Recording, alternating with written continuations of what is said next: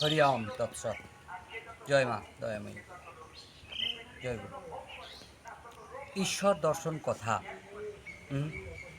ঈশ্বর দর্শন করা মানুষের বাধ্যতামূলক। আত্মদর্শন করার জন্য মানুষকে সৃষ্টি করেছেন স্বয়ং মা নিজেই। কারণ বিশ্বমাতা মা প্রকৃতি মানুষ নিয়ে খেলা করব বলে মানব সৃষ্টি করেছেন।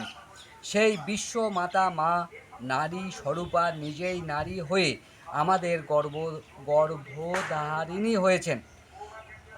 তাই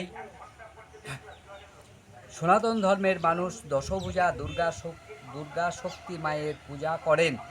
রূপদান করে দশভুজা মানে 10 শক্তির অধিকারী শক্তি 10 হাত।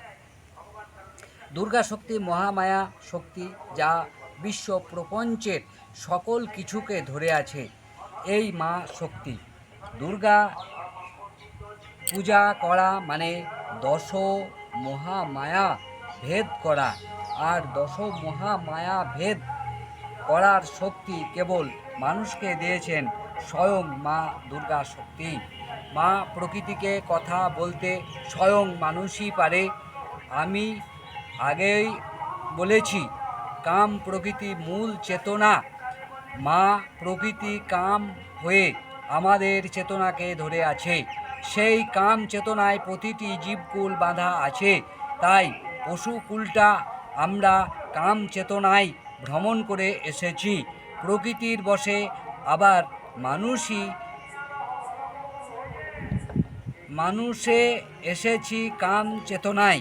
স্বয়ং মা প্রকৃতি যখন মানুষকে দেখিয়ে দেয় কামের পর আরও একটা চেতনা আছে, সেটা হচ্ছে প্রেম।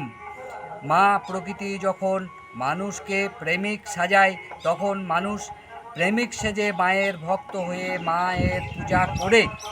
মায়ের পূজা পূর্ণ হলে তখন আত্মরূপী মা স্বয়ং ছেলেকে দর্শন দেয়। মানুষ কামচেতনায় থেকে আত্মদর্শন করব মনে করলে তো হবে না। মানব শরীর তৈরি হয়েছে পুরুষ ও প্রকৃতির প্রেম থেকে। তাই মানুষ কামের দেওয়াল পেরিয়ে প্রেম প্রকৃতির কাছে যেতে পারে। প্রেমের সাথে মানুষের পরিচয় ঘটে বলে মানুষ অমৃতের সন্তান। প্রেমিক মানুষই কেবল প্রেমকে জেনে ব্যাধির ওপারে থাকতে পারে। কাম মনের কাজ ব্যাধিকে নিয়ে থাকা, আর প্রেম মনের কাজ ব্যাধিকে দূরে রাখা।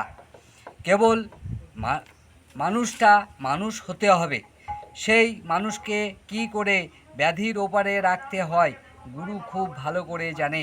গুরুর কাছে যে বীজ মন্ত্র আছে, সে মন্ত্র এখনও সকলের অজানা। সেই মন্ত্র গুরু যদি একবার কর্ণমূলে দেয়, তো ব্যাধি কি ব্যাধির বাবাও পর্যন্ত থাকবে না। এত দূর পর্যন্ত বলতে পারি।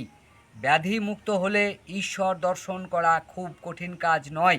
তাই বিশ্বের সকল ধর্মের মানুষকে ডাকছি, তোমরা এসো এবং দেখো সনাতন ধর্মের মধ্যে কেমন করে আত্মদর্শন করা যায়। গুরু এসেছেন জগতে, সুযোগ আছে তোমাদের।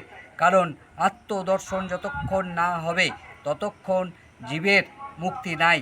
ঈশ্বর দর্শন যখন বাধ্যতামূলক, আজকাল করে জন্মান্তরে ঘুরপাক খেও না। এ সাধনা একদিন করতেই হবে মানুষকে। সবাই ব্যাধি মুক্ত হও এবং আত্মরূপী মাকে দর্শন করো এবং মহানন্দে জীবনযাপন করো। অনেক টাকা পয়সা তোমার সঙ্গে যাবে না।